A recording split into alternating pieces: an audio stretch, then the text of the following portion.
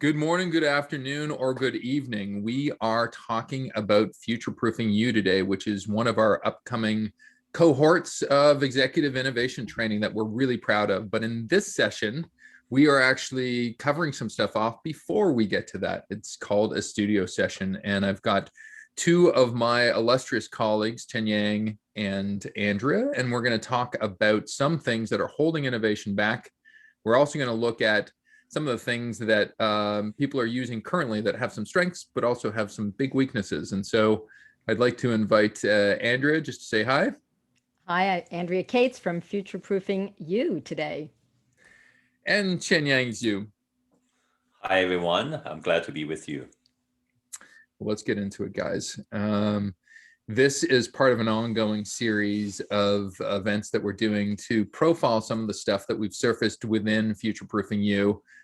We've done a showcase fair. In this session in particular, we're talking about improving your innovation performance. And next week, we'll talk about the human side. There is a human side of innovation. We're also going to weigh in and dip our foot into Clubhouse. We hear it's a thing nowadays, Chenyang. So we're going to have conversations about future-proofing there, all leading to the big triumphant March 26th, where we have our first global innovation cohort. Hopefully you can join us for that. You know, there will be many innovation cohorts, but you can only be first one time around. So, so hopefully you'll be part of that. And really, this is part of our ongoing mission that, you know, if I can get really simple here, we think innovation and change can be better. We think it can be bigger, bolder, and simpler. And we're going to tell you how over the next, let's call it 40 minutes. And so this is like almost one of those one-armed bandit machines in Las Vegas.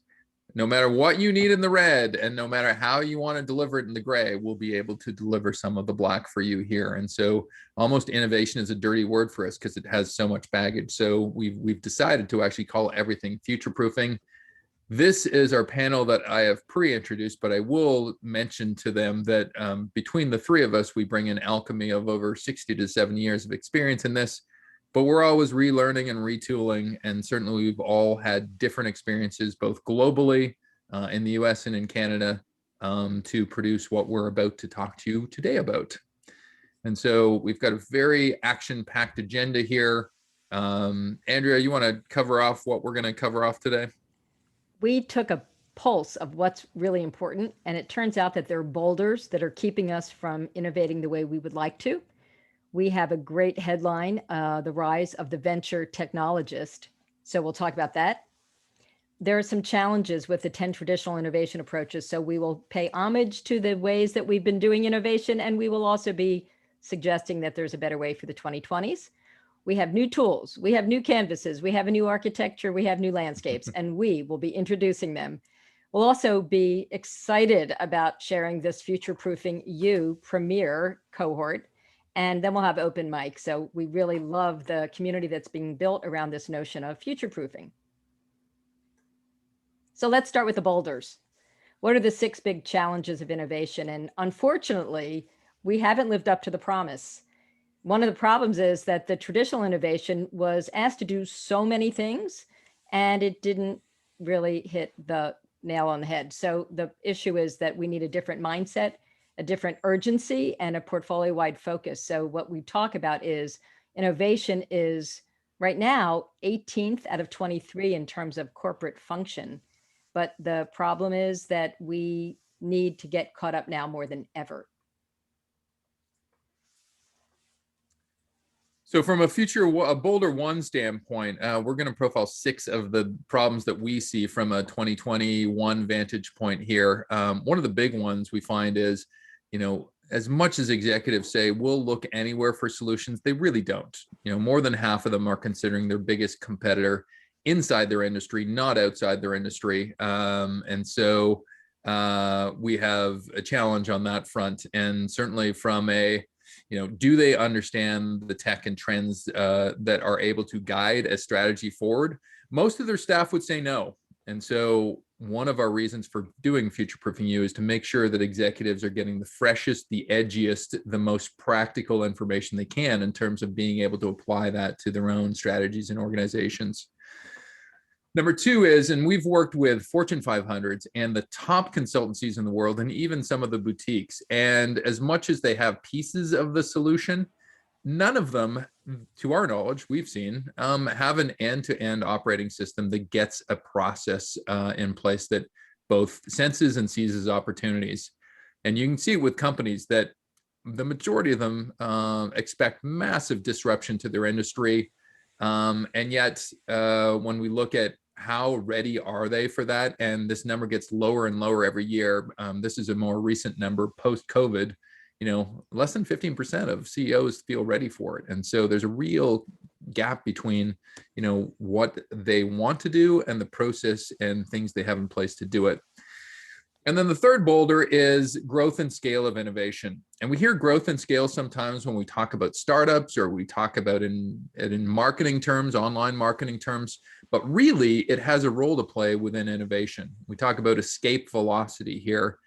And if you look at the impact of what corporate innovation has done over the last 20 years, it really has sub-optimized. More than 3/4 of innovation organizations are looking around going, we really haven't made too much of a dent in the bottom line, nor perhaps even the impact that we're trying to make. And so we're really looking at a situation where scale needs to be the focus of any type of innovation training, and we're prepared to do that in ours. And Andrea, do you want to cover off boulder 4? It's been a remarkable past 12 months because some leaders look at other leaders and think, how did they do that? How did they decide that they were going to, that they actually believed in building the organization of the future? The percentage of people who believe they are, 88% think that, yeah, we're doing a great job. But the contrast between that and the number of CEOs that actually know how to do it, it's only 11%. And so the aspiration that they now know, all of us leaders, whether we're CEOs or leaders within an organization, we know that we believe we need to be building an organization of the future and are more desperate for the how-to and the practical. And so that brings us to this notion of who's going to do it. We look around and we think someone should do this. And it's like, well, I guess we're that someone, as are the employees that we're going to attract. So here's what's really fascinating. The gap between CEOs who believe that they already have a culture of innovation, experimentation, and risk-taking. 75% of us think we've got it covered. And yet only 37% of employees agree. And so what that means is that there is truly insufficient talent, and this gap between knowing that we need to do it, the pressure, feeling that we have it covered, and yet the people within the organization not feeling equipped. That's the trifecta that's set us up to think differently and to think about future proofing. And then finally, it's this notion of speed. We were talking last week about the speed of change in China and how quickly unicorns have developed, like 5 years to a unicorn. The iteration and the speed of markets around the world is breakneck. And especially post-COVID, you see that people are making changes because they had to, faster and faster than ever before. And we say that it's 4 times faster than a generation ago.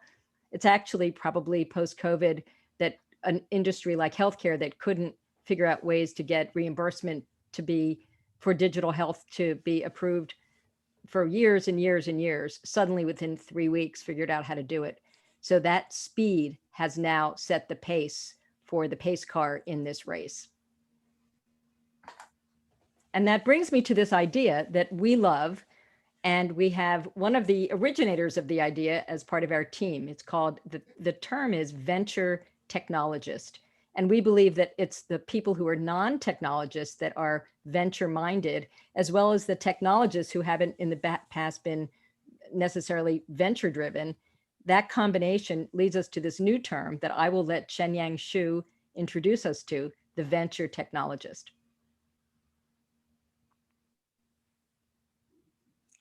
I think we have one more slide. Can we go, Sean?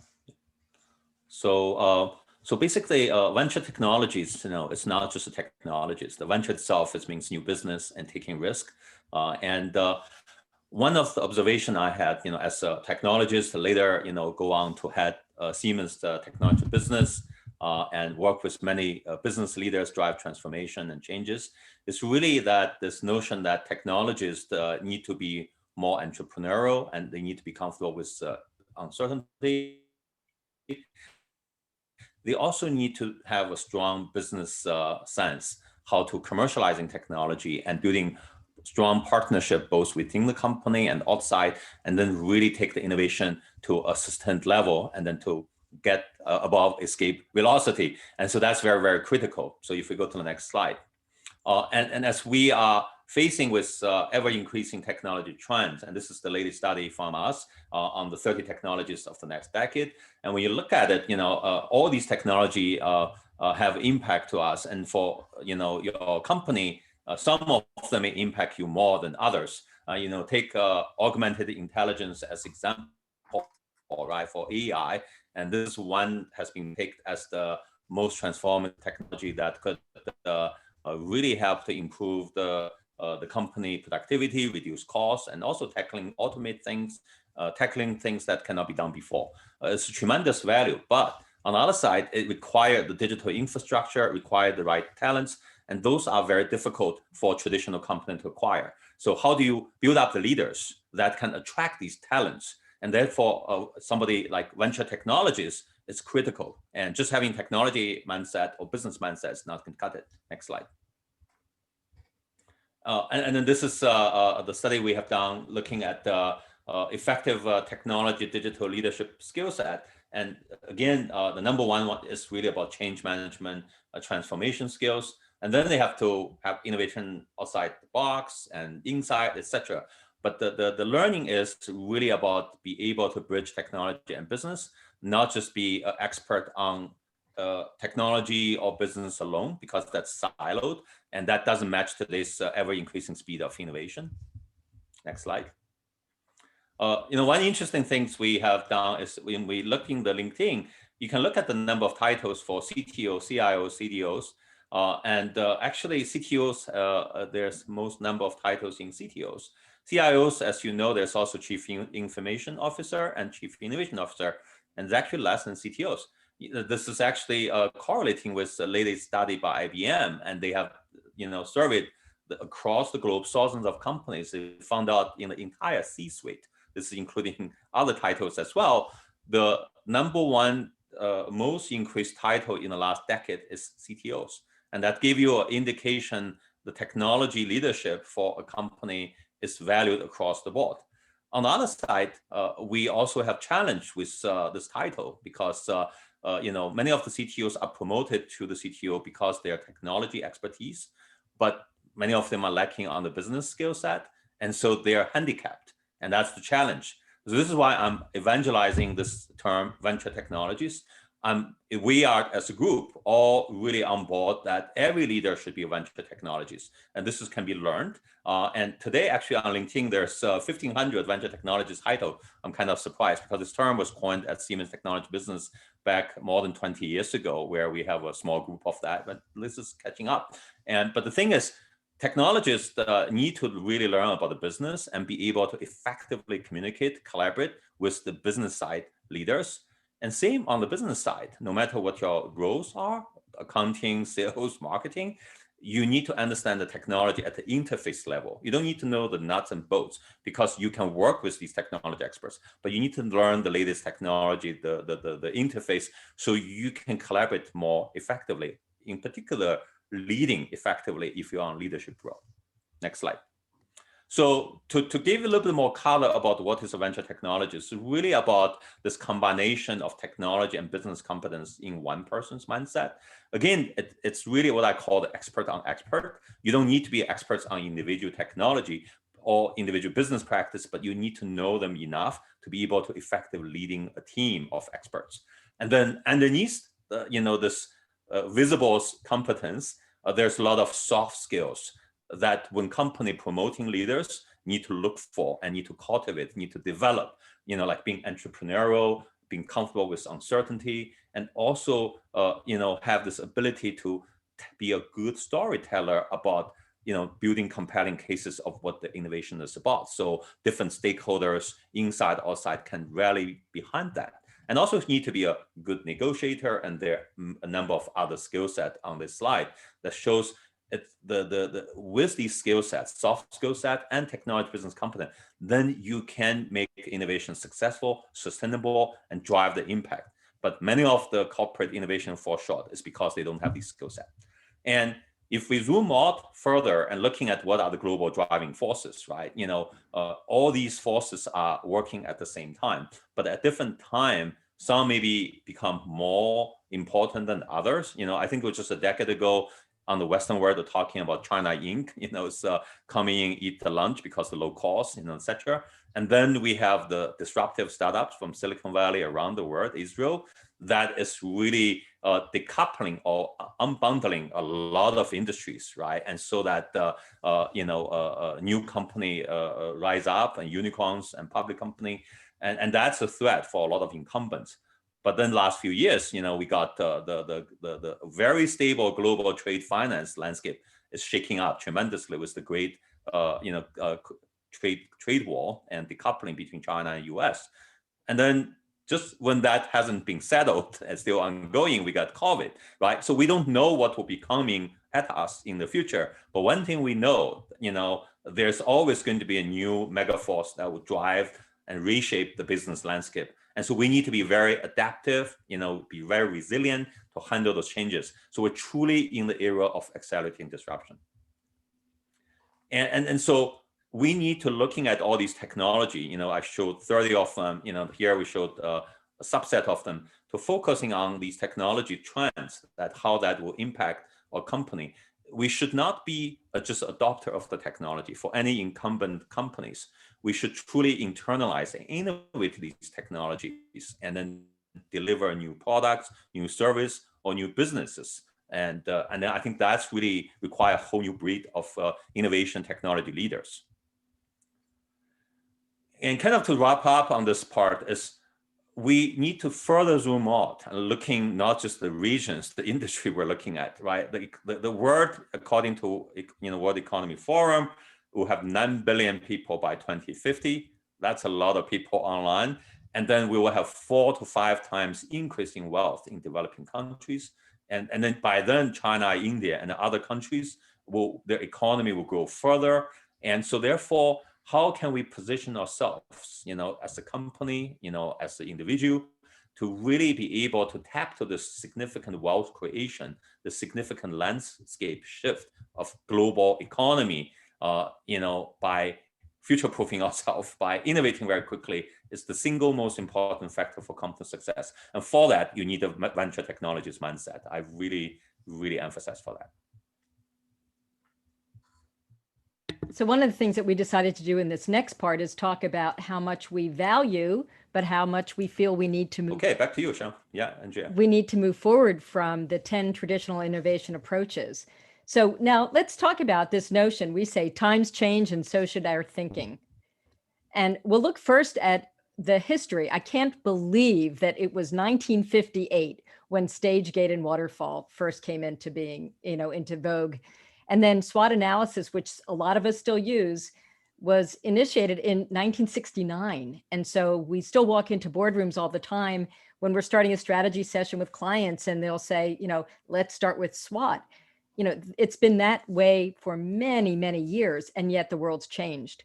And so we believe the way our thinking should change is to pick a few things from each of these eras, but acknowledge that the 2020s are about speed, they're about globalization, they're about a new approach to talent and a new set of leadership skills, including all of us being comfortable with digital nature of business and this idea of the venture technologist as part of it, as well as being able to be very nimble and very resilient in our leadership.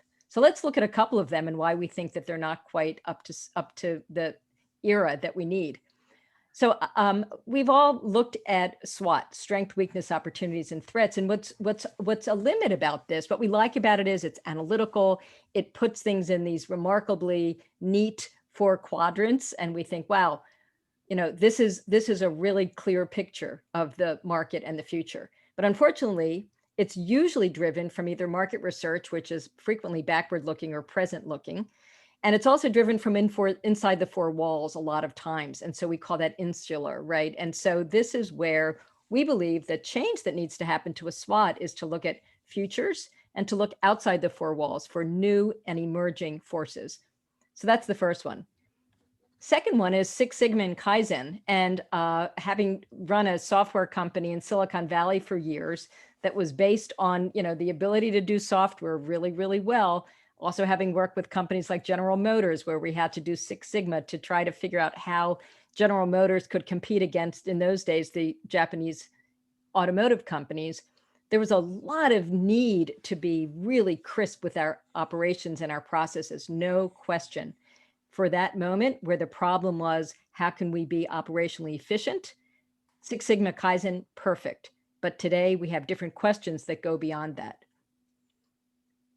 So approach number 3 is benchmarking. And the thing that we think is great about benchmarking is it allows us to really get away from our own assumptions about how great we are. Unfortunately, what happens is that we've been trained to benchmark against peers, and our best practices in banks have been by looking, traditionally at least, at other banks. And one of our colleagues at ING says, are we comfortable winning, being the fastest snail in a snail race? So if we are benchmarking only against our peers, then when it comes to the places where we need to advance, so for instance, in automotive, it might be that the next company is the small startup in LiDAR or NVIDIA or someone who is right now an ingredient to our company that's going to eat our lunch. And so we need to look beyond traditional benchmarking and beyond our traditional peers. So Sean, do you want to talk about Agile, Scrum, and Kanban? Yeah, there's certainly a lot of advocates, and particularly in software spaces, Agile has a lot of advocates, and for good reason. It attempts to build things right, which is one of its strengths. Like late in a production process, be it digital or otherwise, Agile is really good. It's iterative, it course corrects. Here's the problem though.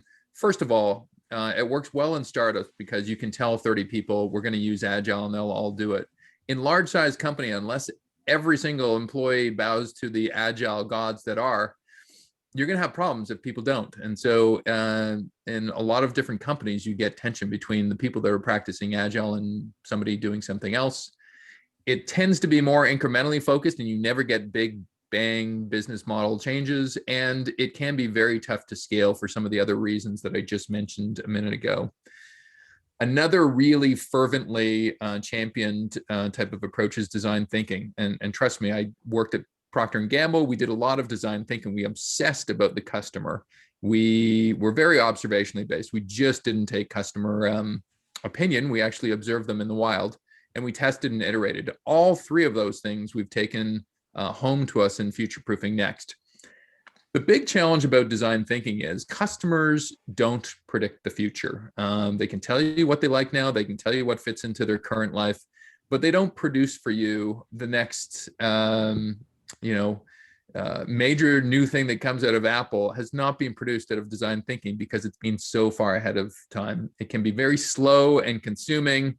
It's tough to integrate inside large companies.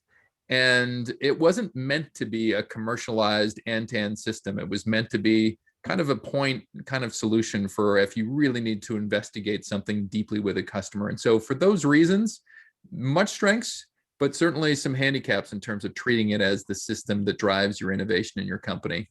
And Andrea? We love open innovation, and we were around when Henry Chesbrough started working in open innovation. He's a good colleague of ours. And for the time, it was solving a really important, once again, point solution for an important problem. The problem at the time was, how do we get more ideas? I mean, it was really hard because there was so much 5-year planning and so much scrutiny around strategy that it was really hard to just have some sort of edge ideas. And I remember when IBM did idea jams, it was like a big thing to have hundreds of thousands of people put their ideas into the top of the funnel. It was fantastic.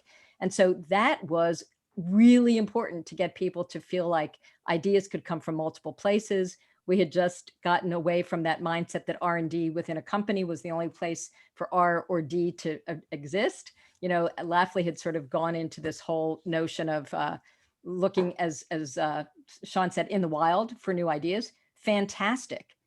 Now, that's not our problem. The problem for the 2020s is not that we have a dearth of ideas. It's the converge diverge. It's figuring out where to place our bets. It's figuring out, now that we have all these ideas, which ones are going to be the ones that are going to take us to that next North Star that we know is important. And so this idea of open innovation is still relevant. We've built it into what we're about to talk about, but it's one ingredient in a bigger pie. And Blue Ocean, ironically, when Blue Ocean came out, one of the case studies that they talked about was Cirque du Soleil.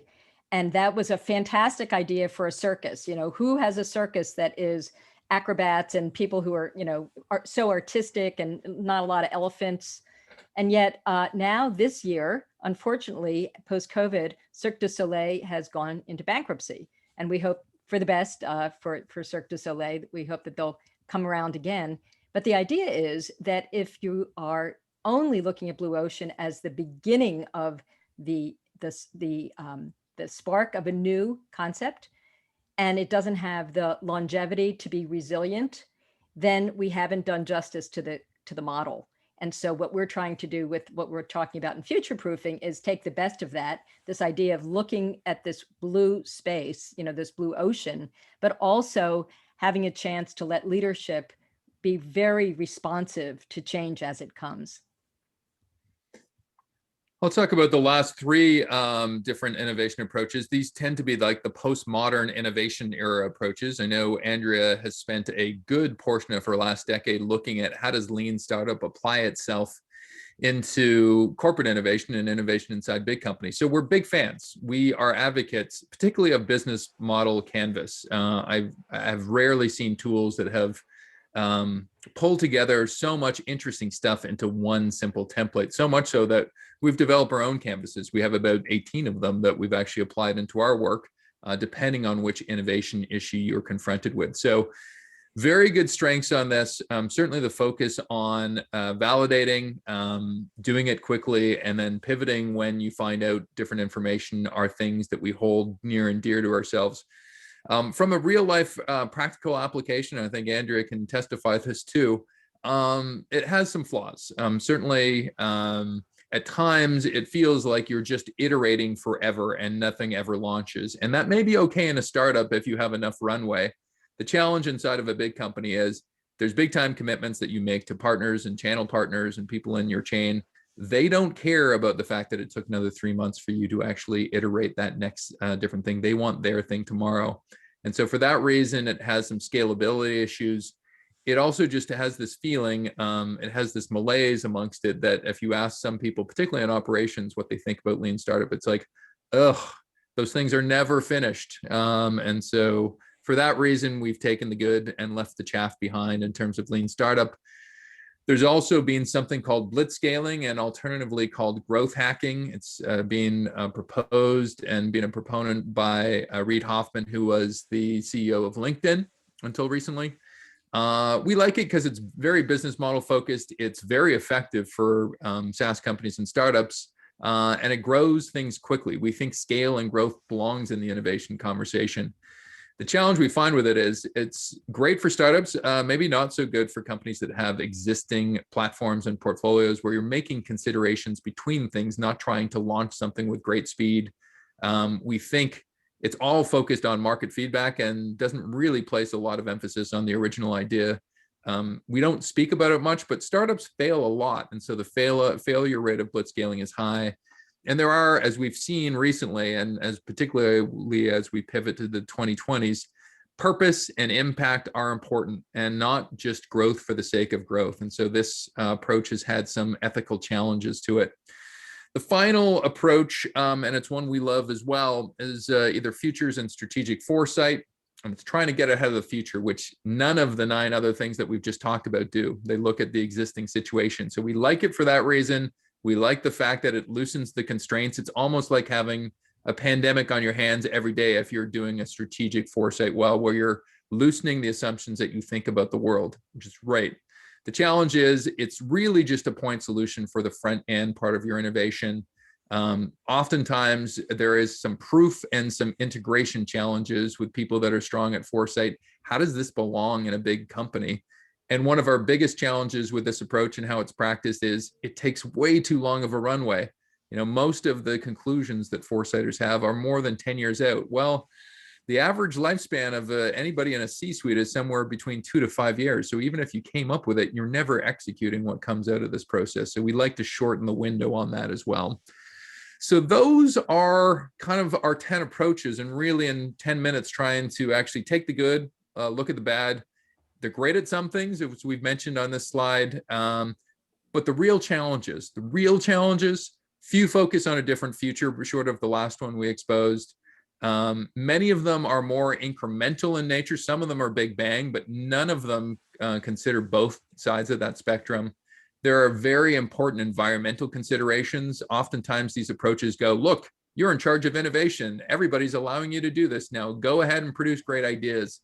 And they never talk about how you got there and how you sustain it. And then finally, it's not an end-to-end process. They're all point-in-time solutions that we would love to, as former clients, use even in the 2020s, but it's not an end-to-end operating system. So, Chenyang, you've had the ability to spectate our drilling the last 10 approaches to innovation. Any thoughts from your practitioner world in terms of how these things play? You know, one thing that attracted me to join you two to really evangelizing this framework is it matches very well with my personal experience. And I have the fortune when I was heading Siemens Technology Business, which is a tech venture unit of Siemens globally in Silicon Valley. I have worked with many CEOs and CTOs and C-level from Siemens business units and our customers. You know, one thing is really about, I remember one time, it was about a decade ago, so I hosted a CEO learning experience team, delegate, about 30 business unit CEOs running more than half of the Siemens revenue, and they all get impacted by digital transformation. And so they came to Silicon Valley for immersive learning. And so in that, you know, I think it's really focusing on the mindset because they all believe in that as the future, but really having the right mindset, see how this will play out, and building conviction from talking to peers, and not only equipped with methodology, but practicing and get some coaching from the peer CEOs who have done that. And we have actually assembled a number of CEOs coming to talk to our CEOs from large company, mid-sized company, small company, from different industry, and really giving there a lot of confidence.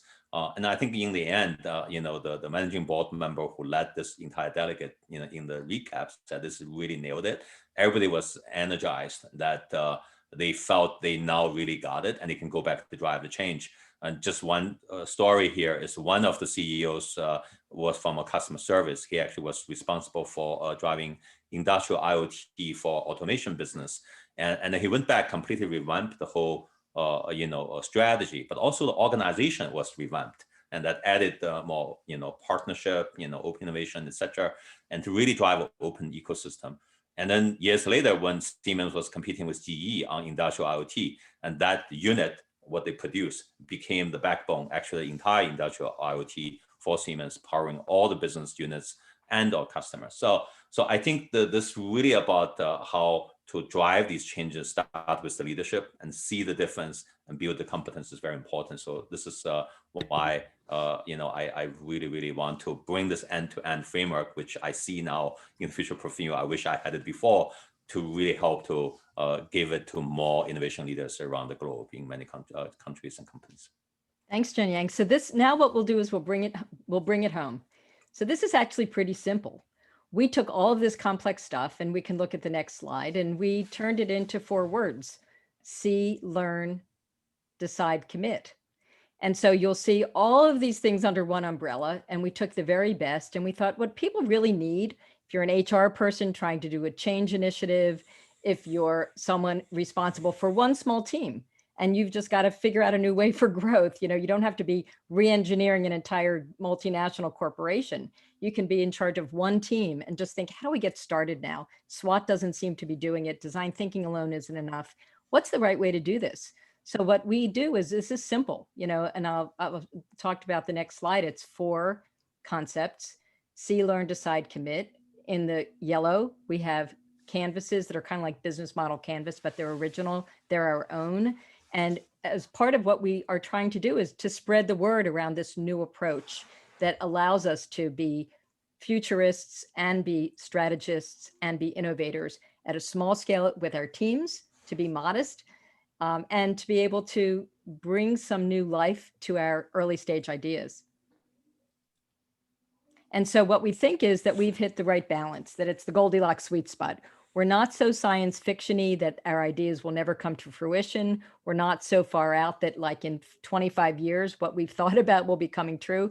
We are practical. We'll roll our sleeves up. If you're a person who wants to look not this quarter, but not 25 years out, we've got that. It's a custom approach so that there's nothing kind of off the shelf. And the idea of the sweet spot is that it allows you to have a lot of ambition and have bold ideas, but also trust from the people around you that these ideas are going to get across the finish line. And so, Sean, do you want to talk about the foundational pillar? Yes, we have a nice, colorful 244-page package that acts as the foundation for a book, the book acts as the foundation for the course. And so we have authored Futureproofing Next to the Future Beyond Innovation. As you can see here, it interplays with some really crisp design with some commentary in terms of what the future looks like. And so that forms the foundation of the course that we're launching. Within this book and course, you will get new frameworks, completely new frameworks to the world that you'll find no place else. We think they're an improvement on what's out there. Some are completely different and cover things that aren't covered anywhere.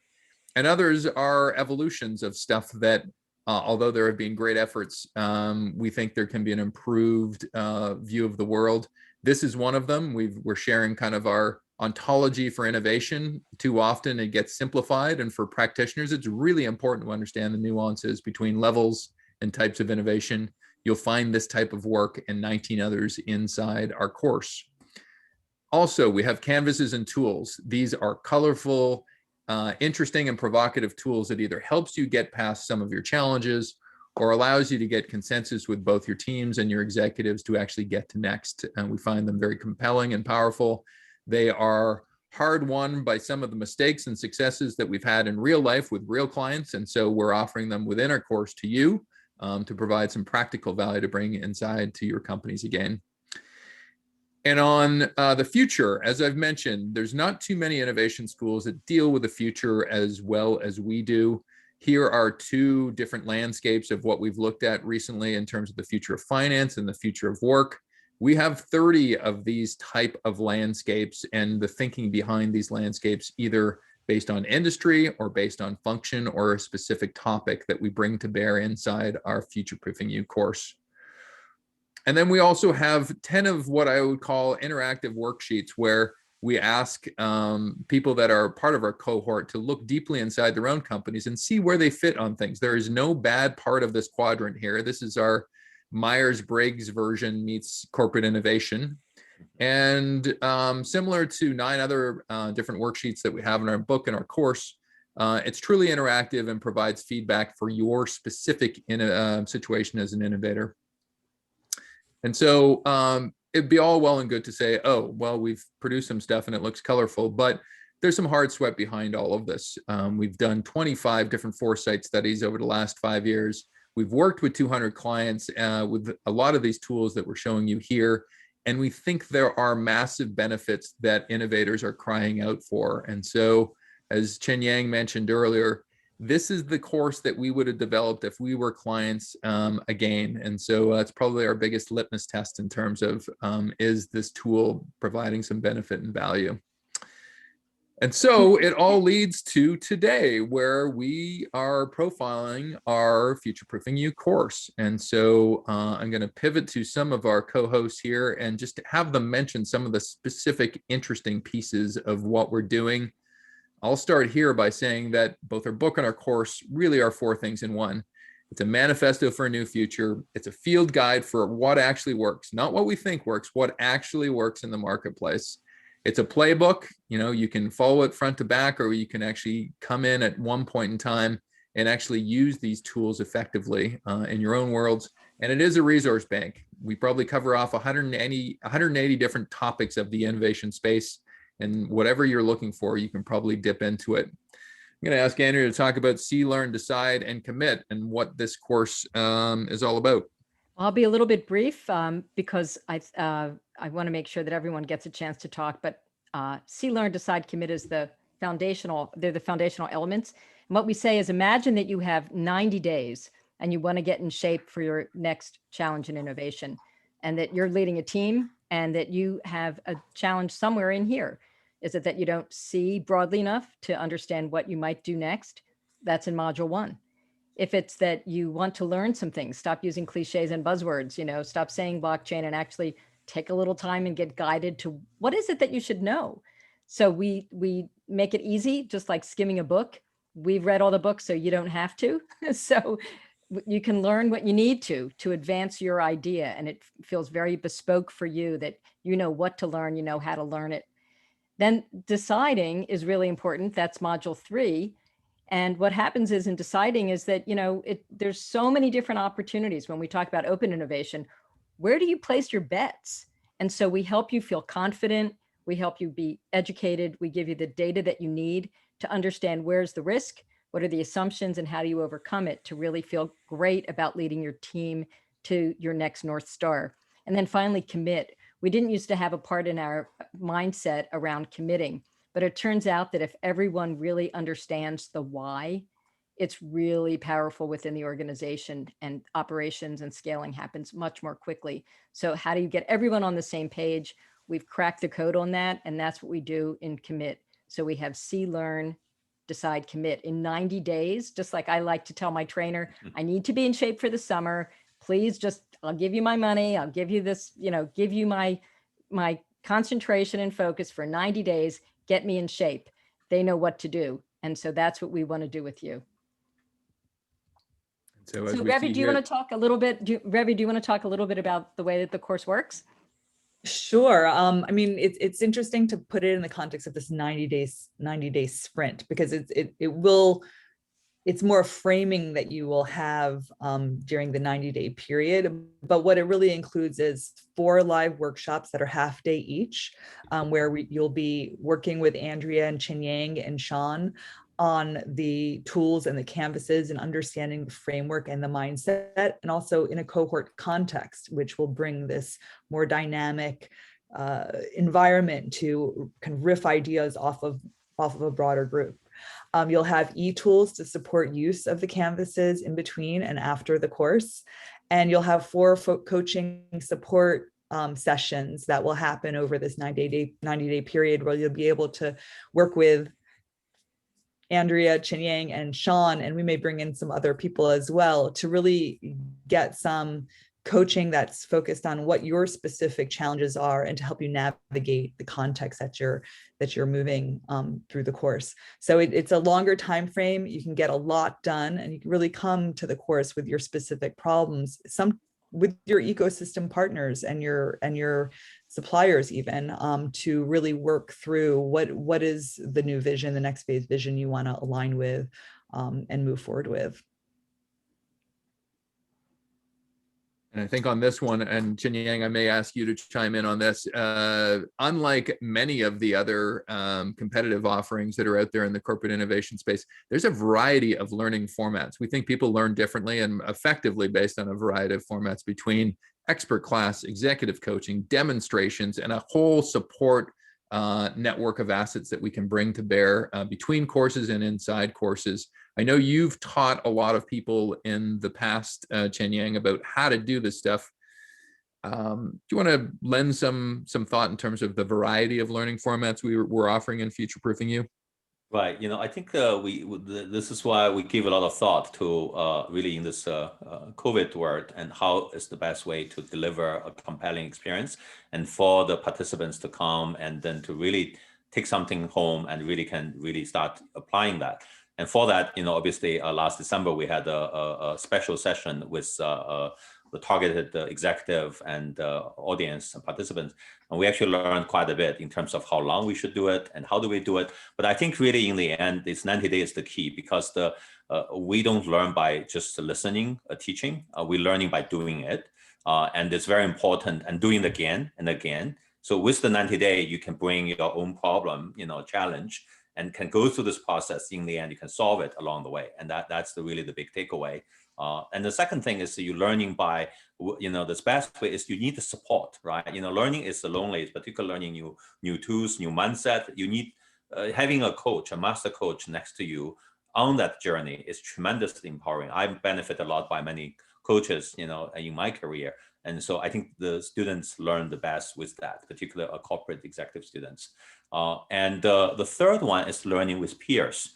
There's nothing more addictive, empowering to learn with people who have similar challenge. And you will say, okay, you have that same challenge, a different industry. I have the challenge. It's just phrased differently. You actually get, just by looking at the problem from different angle, not only it's like a therapy, but on the other side, it's truly empowering because you realize you're not alone, right? This challenge has been solved elsewhere. And by just exchanging that, and then with this end-to-end framework and with the master coach, and by doing it, I think then you can really take this and then elevate your ability to lead innovation, these changes in your company in a whole new way.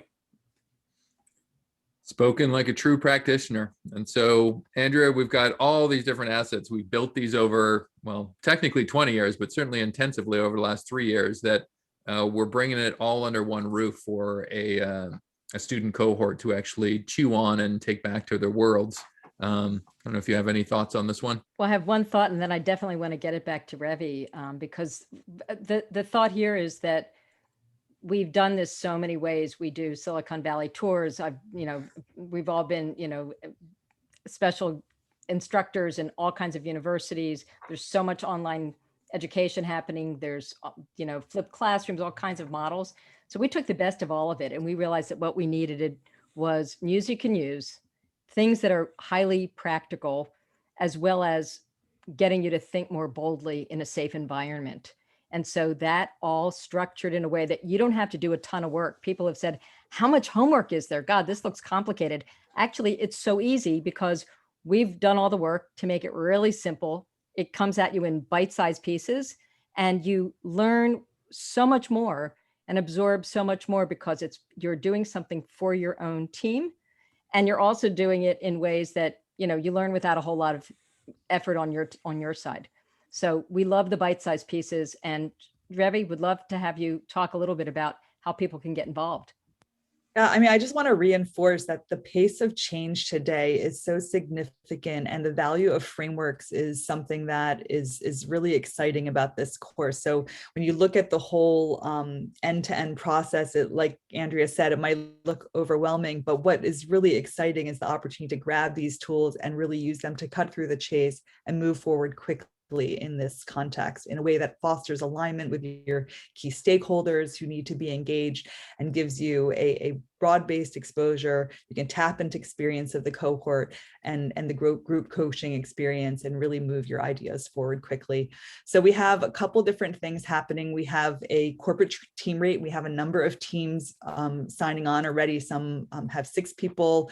We are already talking to us about taking this into their organizations as a next phase after this cohort even more broadly. So we're really excited about coming and using this tool as a way to align your teams together with some foundation frameworks, and also to use them, to apply them on a real business problem. We also have a non-for-profit rate. So we can bring your ecosystem partners together, even people or organizations that are not, within your company, or who, may not, play with you in the business sandbox, but in different ways. And you could bring them and bring them to this context to workshop together as well. There are a lot of different ways that this can be used. So we're really excited to have you join and see how you might use it for your own organization. And just to make sure, we're doing focus calls. So if at the end of this presentation, you'll see a link. We're happy to jump on a 20-minute call with you and talk to you about how we can really structure this for your organization, for your unique context. So please take advantage of that and give us a shout to set up one of those calls. And as mentioned a little bit throughout here, it's part of an overall movement. So as a student of our course, you'll also get the benefit of knowing some of the stuff that we're about to launch to the rest of the world, and maybe actually having some influence on it. So there's a lot of stuff here. I'll profile one of them, which is the Futureproofing Awards, which is being launched on March 16th and being awarded on June 30th. Strangely enough, right during the first cohort of our course. So you'll be able to actually perhaps get chummy with some of the people that are really doing this work well from around the world within that different part. So it all leads to March 26th. We have our course, and as mentioned previously, there are many cohorts that we may end up doing, but as Chenyang and myself, who are Star Trek advocates, this is the Captain Kirk of courses, or maybe the Captain Pike if you're really a Trekkie, but there is only one first ever. This is going to be the first one. We hope you're part of it. We've opened this up to the audience in terms of questions. We had a session earlier today where we got a lot of really interesting dialogue back and forth. I know there are questions in terms of rates. There were questions in terms of how to provide some info for people's universe and get it inside your company and sell it inside your company. And as Revi mentioned earlier, the best possible approach is to actually get in touch with us for a focus session, and we can answer all of those things that may be on your mind. We actually have looked at 20 other competitive offering courses. Some of them are very good. But when it comes to the things that, once again, as former clients and practitioners, if we looked at some of the key criteria, we know we're delivering it. I think there's some spotty execution in terms of some of the people that may be offering some competitive offerings. And so we'd love for you to tell us how this presentation has affected you, both our recorded audience and live audience, questions on your mind. And certainly we're looking forward to have you join us on March 26th. We have the saying of catch up, don't give up. I don't care if you're the market leader. I don't care if you're the laggard in your industry. There is a few months away from being brilliant. And so please join us. We have a number of different things that are coming up in terms of the human side of innovation, which if you're listening to this days from now, we'll be actually covering that part. March 11th, we are making our debut on Clubhouse. March 16th, we're talking to India and launching our awards. And March 26th, it seemed like a long time ago, but it's now here. March 26th, we're launching our first cohort. And next week, we will probably talk about some of these skills here. And Revi, I'll pivot back to you in terms of, once again, can you remind the audience where they can talk to you and others about understanding a little bit more about this course? Ravi, you're mute. Yeah. Just really set up a focus call. That's the best way. And join us on Clubhouse. I think Clubhouse is going to be an amazing place to really talk to us about what your problems are today, and just have the experience of interacting in the community around this, being a support to you. So use hello@futureproofingnext.com. You can also use my name, Revi, at futureproofingnext.com. Reach out, give us a shout.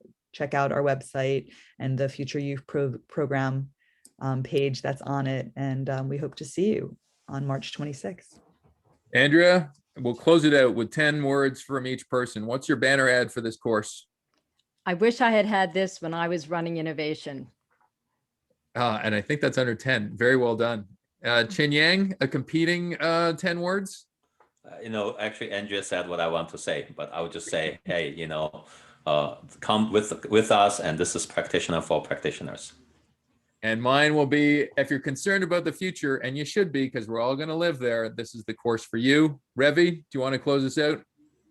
It's time for big change. We're in a decade of transformation, so it's time to roll up our sleeves and get it done. Come join us. Awesome. And until then, we'll see you in the future. Remember, March 26th. Yeah. Bye now.